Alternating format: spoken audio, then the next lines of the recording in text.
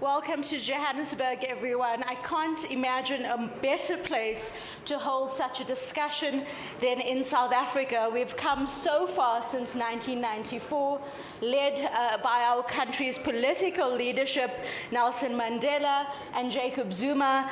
Amongst them, President Jacob Zuma has just entered, walking into the room.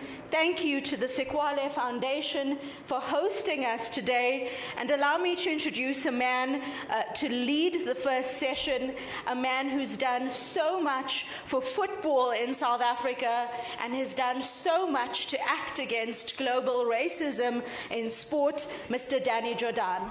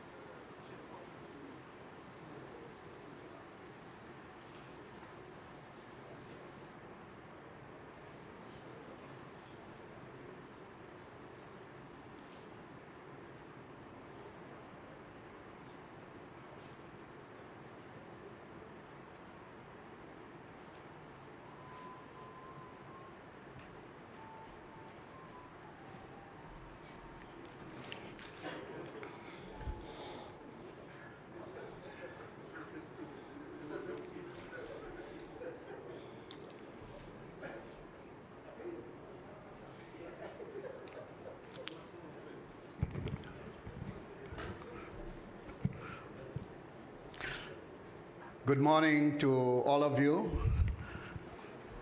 We had a wonderful session yesterday, and today we are starting with the grappling of the issues leading up to the finalization of the Charter and the adoption thereof, as well as the measures to be taken to turn this conference into a working reality post this conference.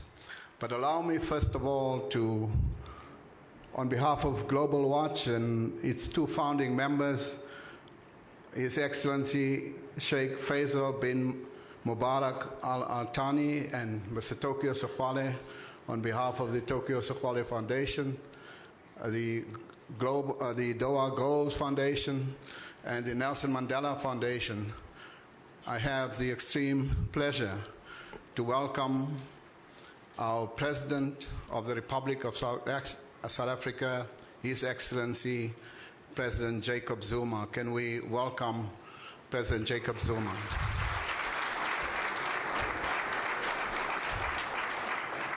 Also with us is President Kgalema Motlanthe, who was with us yesterday.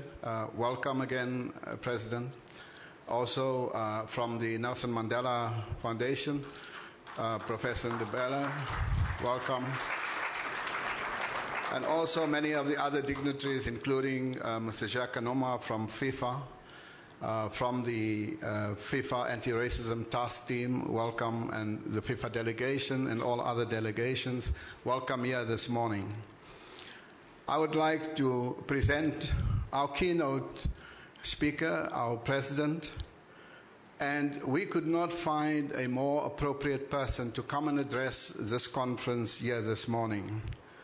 His Excellency President Jacob Zuma spent many years in exile in the fight against apartheid and against racism. And at the end, when we had to start the negotiated settlement in this country, the first one to be sent back to the country was President Jacob Zuma. And he came to prepare the initial steps, the release of political prisoners and setting up the forum. And so when you walk through, you may have seen that this is called the Codesa Walk. As you come into the conference, and if you did not see it, maybe as you just leave the security and you turn left, you walk down that aisle, you will see it's called the Codesa Walk. And when you walk down that corridor, you will walk through the history of our country in its fight against racism.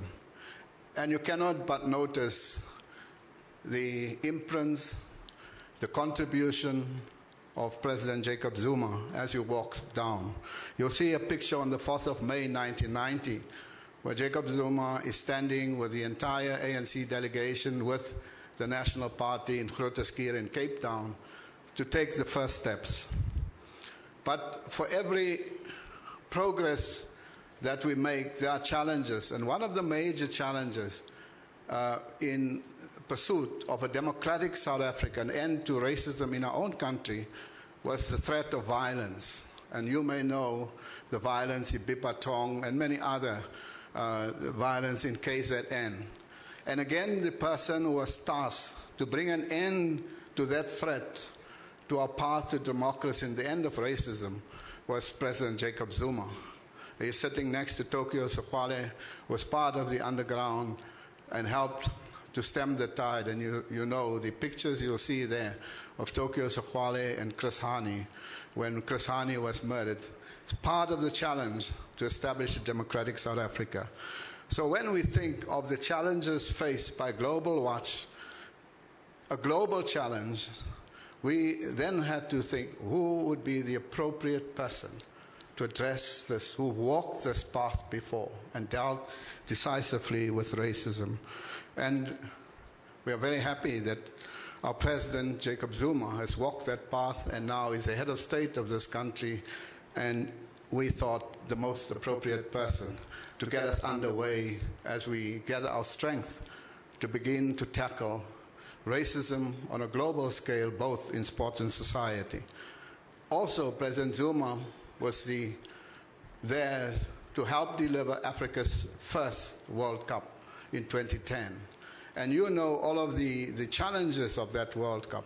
Because it was Africa's first World Cup, something that had never happened in global sport, the emergence of a so-called Plan B. You've never heard it before 2010. You never heard it after 2010. There was no Plan B for any host country. And I can only think, what would be the reason why? The first time Africa must host the World Cup, the world comes up, there must be a Plan B. And I don't want to go on to say what could be the possible reasons. After all the years of hosting international matches, more than 100 years of FIFA World Cups, the African World Cup is the first one to have a Plan B. And since then, there's no Plan B again. There was no Plan B for Brazil. There won't be a Plan B for Russia. There won't be a Plan B for Qatar, Honorable Sheikh. And there won't be a Plan B again until there will be a next African World Cup.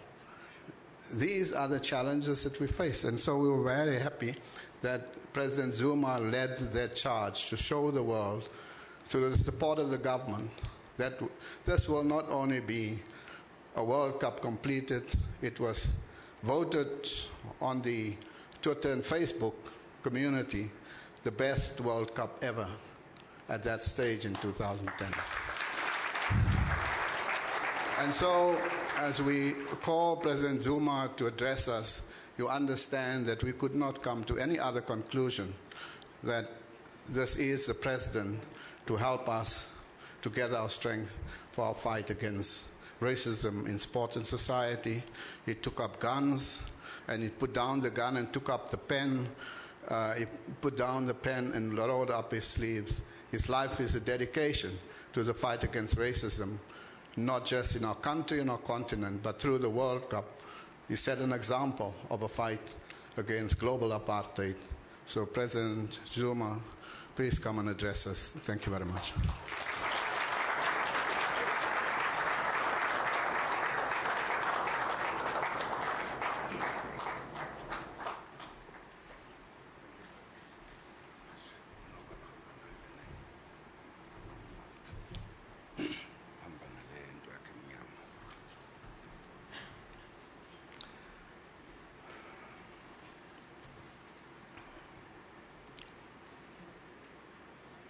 Thank you very much, Danny Jordan, for that introduction.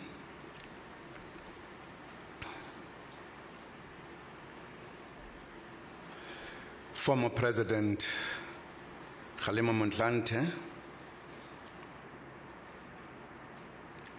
ka Setswana le re President wa Maloba.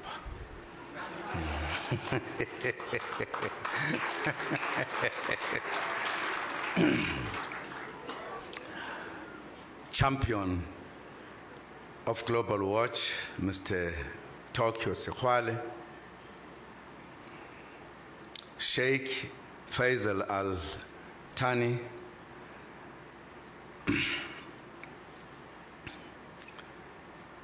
President of FIFA, Sepalta in absentia,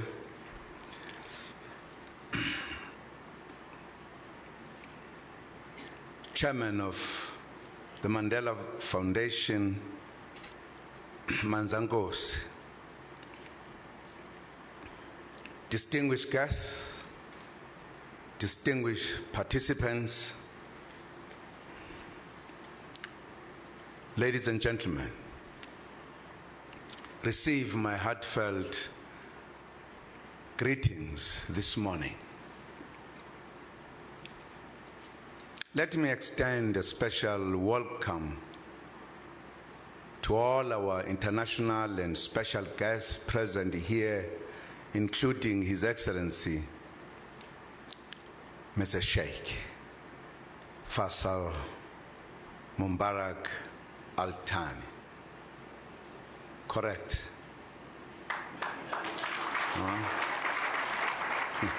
You can't say Keleshegisa. I won't even try. I won't even try you.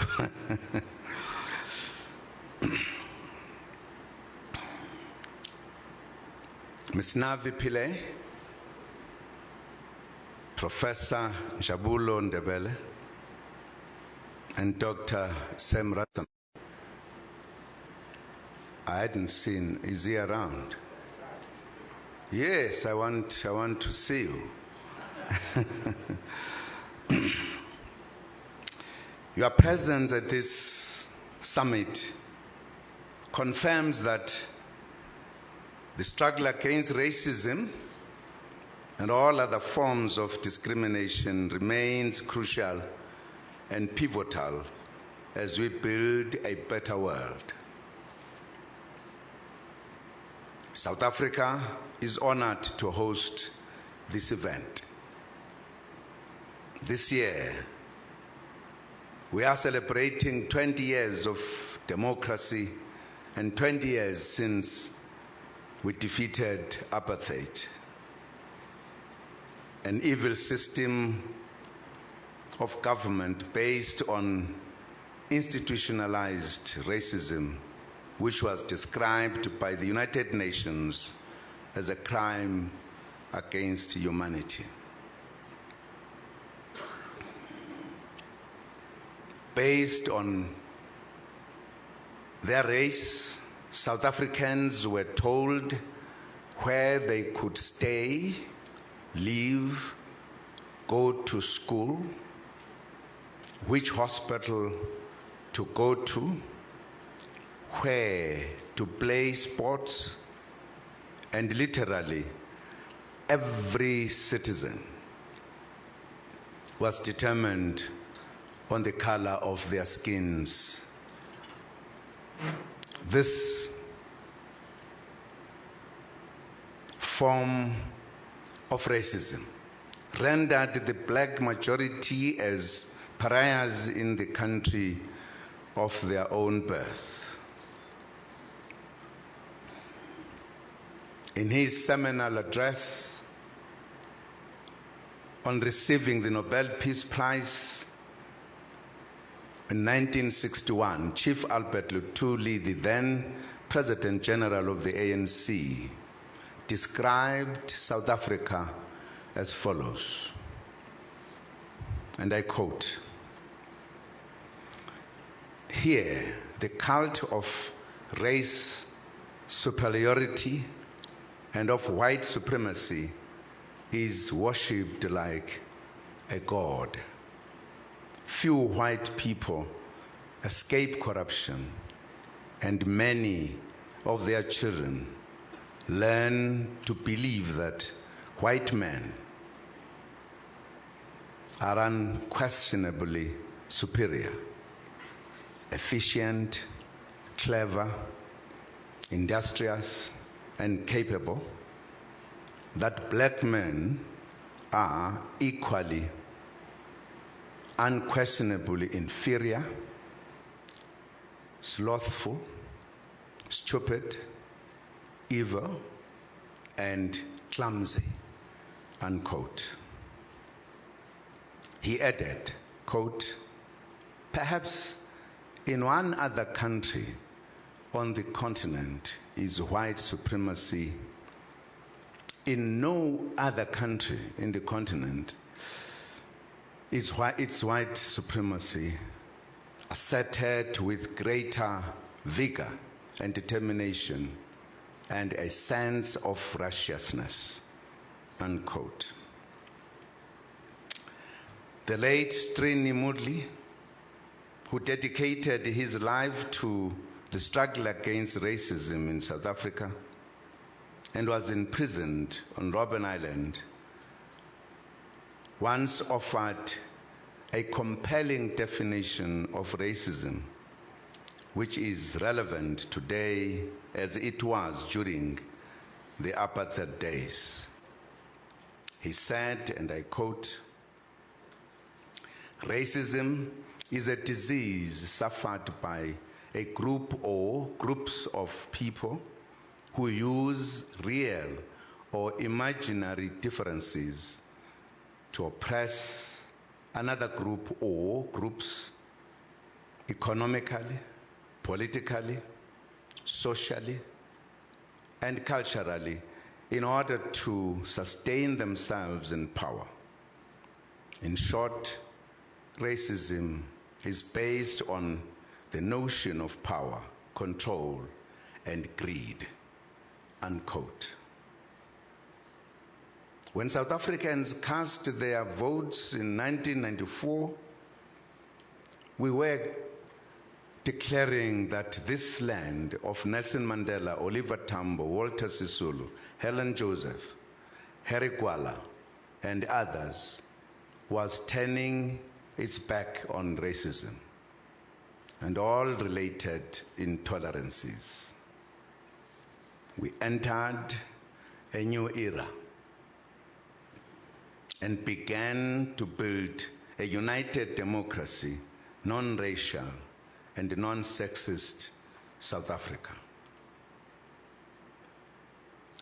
Given our experiences, the campaign against racism in sport finds a natural home in South Africa. We have experienced it. We hate it.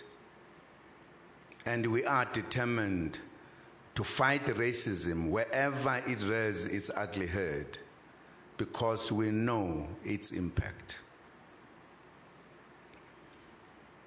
We know that it can destroy nations and peoples if it is not eradicated. We are therefore proud today to add our voices to the billions others throughout the world that are determined to do everything possible to say no and to put an end to racism in sport. We are forming part of this important global movement to say no to racism in sports, precisely because we fully appreciate the power and influence of sports in world affairs. As was observed by our departed world icon, former President Nelson Mandela, and I quote, "Sport has the power to change the world. It has the power to inspire. It has the power to unite people in a way that little else does. It speaks to youth, in a language they understand, unquote. It is this understanding that makes us even more determined to jealously guard against the emergence of racist tendencies in sport. The world cannot allow sports to be used to perpetuate ideas which divide humanity and limit the ability of people to work together for development regardless of race, skin color, creed, region, gender, and sexual orientation. There have been unfortunate and shocking incidents of blatant racism in sports being displayed around the world in tennis, basketball, and soccer, to name a few. We call upon the entire progressive humanity to frown upon racism in sports and to do everything humanly possible to put an end to it. Ladies and gentlemen, whilst this summit is especially about racism in sport, we need to take our discussions further in order to deal sufficiently with the root causes of racism in all facets of social life. In other words, our point of departure should be the understanding that racism in sports will not end unless our actions to achieve its end are related to efforts to exorcise the demon of racism in society in general. I'm saying this because what happens in sports is a true reflection in microcosm of what happens in society generally. Thus, this should remind us of the ideological correctness of the erstwhile South African Council of Sports, whose slogan argued that there should be no normal sport in an abnormal society, referring to apartheid.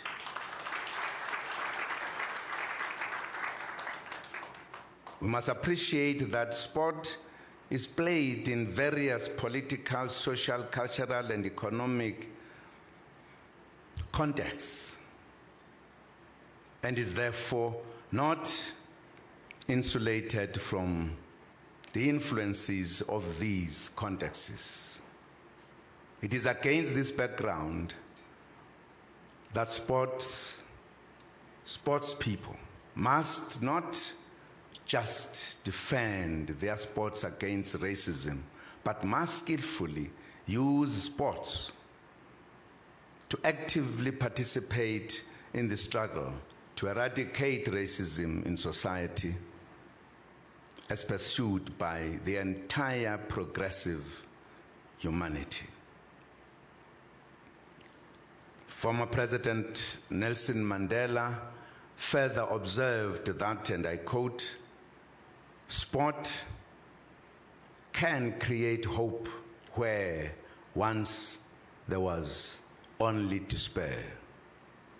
It is more powerful than governments in breaking racial boundaries," unquote. We experienced this in South Africa. From the Rugby World Cup to the 2010 FIFA Soccer World Cup, sport has proven to be a powerful instrument of bringing South Africans together, of promoting unity in a country that had been forcefully divided through legislated racism. Consistent with these instructive words of our departed world icon, we must use sports to undermine the emergence of movements based on racism and discriminatory ideas. We are thus here to declare a zero tolerance for racism in sport. Sportsmen and women must know that there is no scientific basis that can be used to advance the notion of racial supremacy or superiority and inferiority in sport or anywhere else. Pigmentation has absolutely nothing to do with a person's intellect, character, and talents. What makes one good or bad at any sport is not their race or the color of their skin. To attribute a person's talents or lack thereof to his or her race would be to interpret like a delusional person, figments of one's imagination as reality. We call on all sports-loving people and supporters to embark on a process of introspection and ideological cleansing that will heal or protect them from this disease of racism. We applaud Global Watch as you are forcing people to come to terms to the fact that racism does exist in sport. It is not an easy task. The reality we should face is that racists in every aspect of society are always in denial. They take time to acknowledge that they may be in the wrong. They turn it into a joke. They claim to have been misquoted or that their comments have been blown out of proportion, when the simplest thing they would have to acknowledge is that they need help. The society is also quick to create reasons for their racist behavior. In this way, the problem continues and continues. The Global Watch campaign is thus a most welcome intervention in the fight against the scourge of racism. We are happy that among the positive identified by Global Watch is the establishment of a global barometer on racism, which is meant to check the adherence to the Charter by sporting personalities and other stakeholders. We hope this barometer will not only punish perpetrators, but will also seek to educate those still caught up in primitive ways of seeing human beings. Another equally important issue we must deal with is access to certain sports at a professional level, which may be skewed along racial lines. We must work hard to ensure that there is no single sport in the world that is seen as the exclusive preserve of a particular racial group. There must be equal opportunities in sports that are not engineered on the basis of race.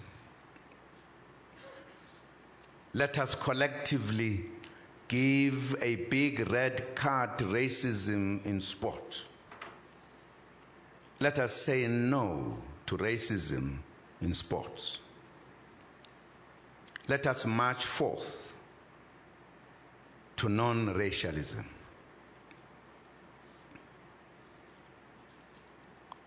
Let me again close with the words of Chief Albert Luthuli. He said, and I quote, "Our vision has always been that of non-racial democratic South Africa, which upholds the rights of all who live in our country to remain there as full citizens with equal rights and responsibilities with all others. For the consummation of this ideal, we have labored unflinchingly. We shall continue to labor unflinchingly." End quote. We wish Global Wash all the best in this noble campaign against racism. You have our full support. I thank you.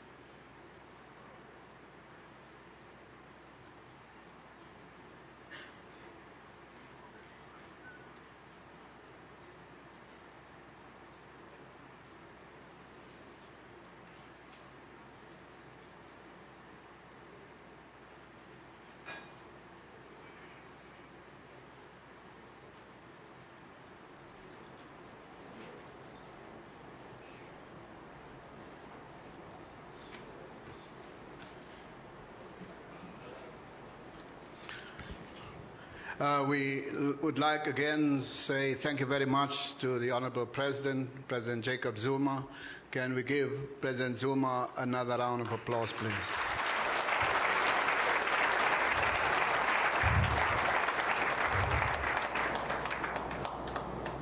And now we will have a response from Professor Ndebele, who is the chair of the Nelson Mandela Foundation. Professor, could you please come and address us? Thank you very much.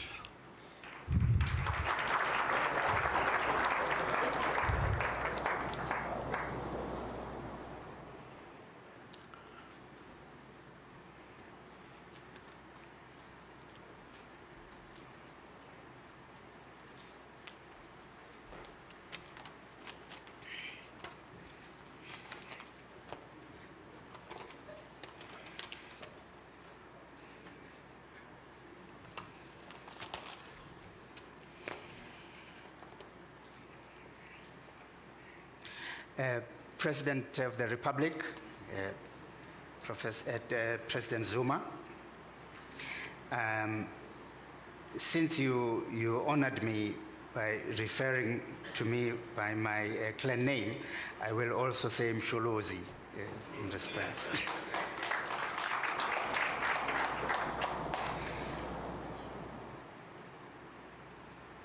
Mr.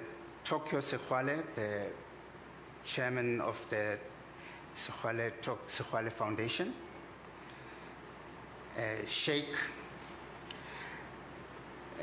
Al-Thami, and the former Deputy President, Mr. Mutlante. It is my delight to welcome you all this morning. Mr. President, I was asked to respond to your speech, and so you can appreciate the predicament in which I was, because I didn't know what you were going to say. So now I have to think on my feet. But it comforts me that some of the quotations or the sayings of Mr. Nelson Mandela that I thought would be suitable for this event, you have already referred to them. So on some score, clearly we came here together with the same mind. Thank you for your reflections on the campaign that we are on, that we are gathered about today. And thank you also for taking us through the brief history of the problem in South Africa, and the fact that no better place than South Africa would have been the one for us to meet as we are doing today, to reflect on this challenge. You also indicated how important it was for us, all of us gathered in here, both South Africans and those who have come from different parts of the world, not to underestimate the scourge of racism. You said that to allow racism to do that, to run amok, is to accept, or is to give it leeway to destroy a great sporting traditions of the world. And I would like to reflect a little bit about this, because I think it is at the core of what we are gathered to do here. I would like to, in South Africa, we like to use the expression a great deal. We say social cohesion. And we say that sports is one of the things that contributes to social cohesion. In my experience, we do not often then go on to say in what ways sport actually contributes to social cohesion. I'm going to attempt to reflect on that, triggered by your reflections, Mr. President, this morning. And perhaps to begin on a somewhat personal note, from time to time I'm asked in my life, because you know sports, soccer in particular, is such and rugby and cricket and so on, are such important sporting codes in South Africa. I'm often asked, what team do you support? And my answer has always evoked some laughter. Each time I was asked this question and I answered, my team is Moroka Swallows. As you see, you are laughing now. And this is because people don't understand why I would support a team that has not won a major award in a long while, and that has been there for a long time. But the fact is, I love my team, whether it wins or whether it loses. And I think that is the spirit of it. When I was a young man in the 60s, there were two giants of the soccer field. It was Orlando Pirates and Moroka Swallows. Long before the upstart, the unnameable upstart Kaizer Chiefs was about to start. But those were the big teams, and it is a tribute to South Africa's sporting culture that Orlando Pirates and Chiefs, Kaizer Chiefs, have held the field for a long time in this country, setting the bar and reaching it year after year. And it doesn't matter that my team doesn't get there, but the important thing is that my team is wanting to get there. One day it will, and it will be dominant for 10 years. Yeah. So it is. But what I wish to celebrate through this brief reflection is why is it that they have some teams live on for so long? I think it is because, among other things, any football club worth the name is a system, represents a system of rules. Soccer represents a system of rules.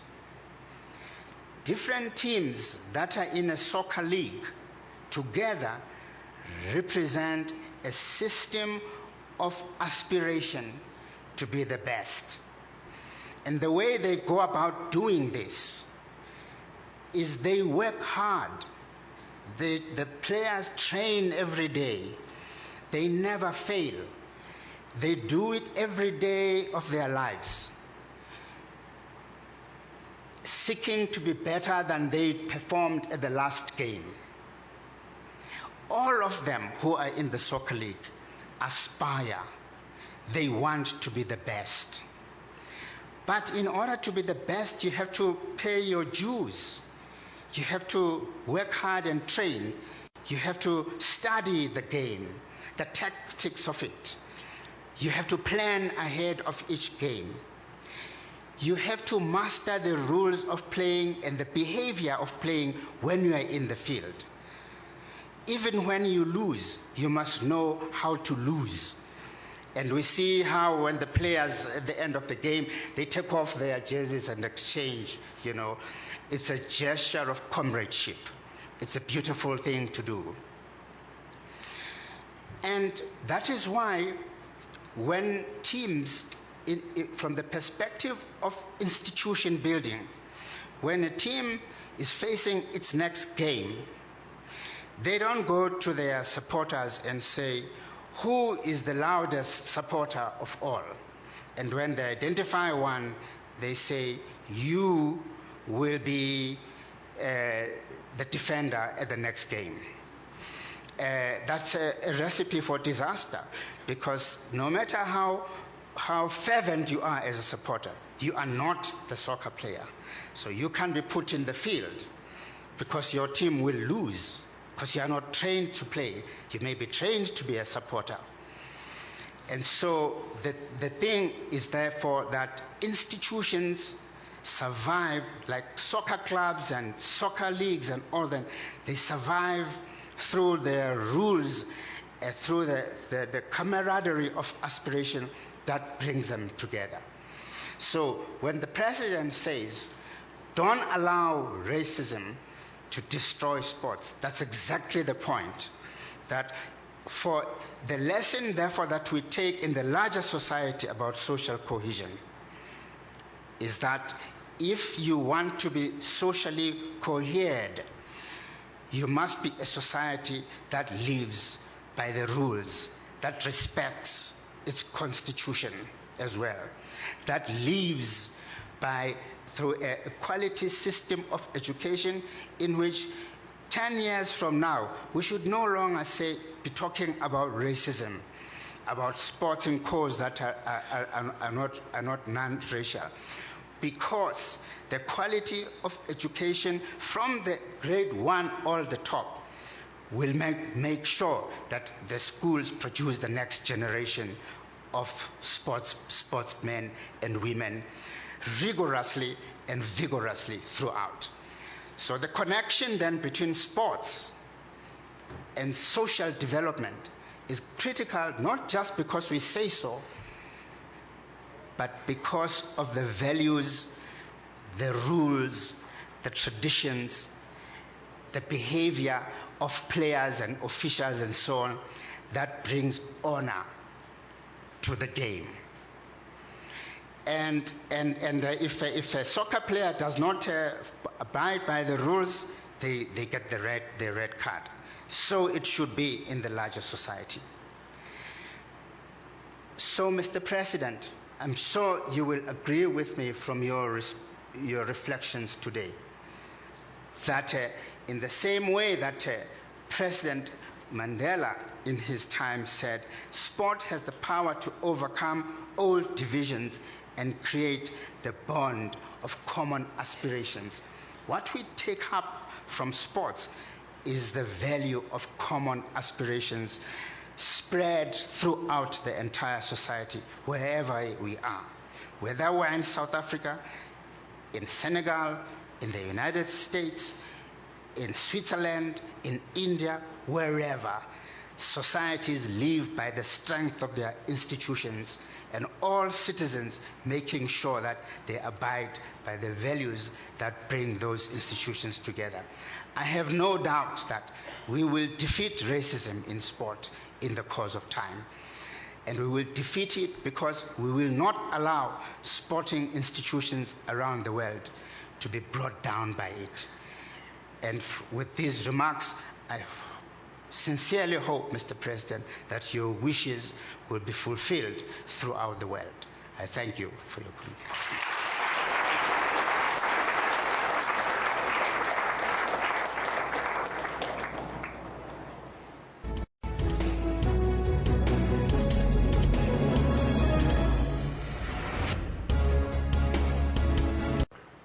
Professor Ndibela,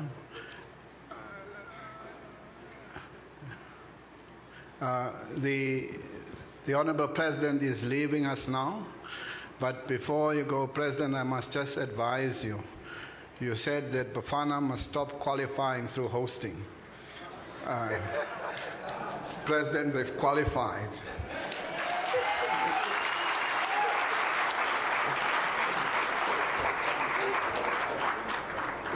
So next year, Bafana is going to the African Cup of Nations. The Springboks are going to the Rugby World Cup. The cricket team is going to the Cricket World Cup. So, President, they've qualified.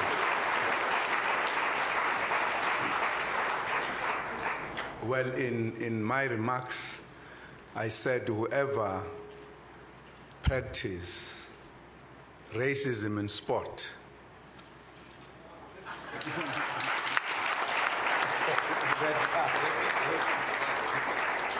Yes, that's very good. We will ask. There are people who are requested to bring their red cards. You all got red cards. Now, if you left them in your rooms, you are in trouble. But there's going to be a special photo opportunity here for that group of youngsters who have their cards to pose with the president right now. Only those, not everybody. I thank you.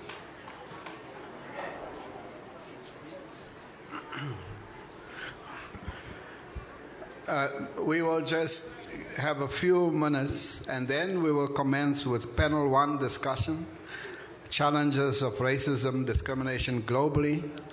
The presenter, Joel Nechitenje, the executive director of MISTRA. Joel, can you please?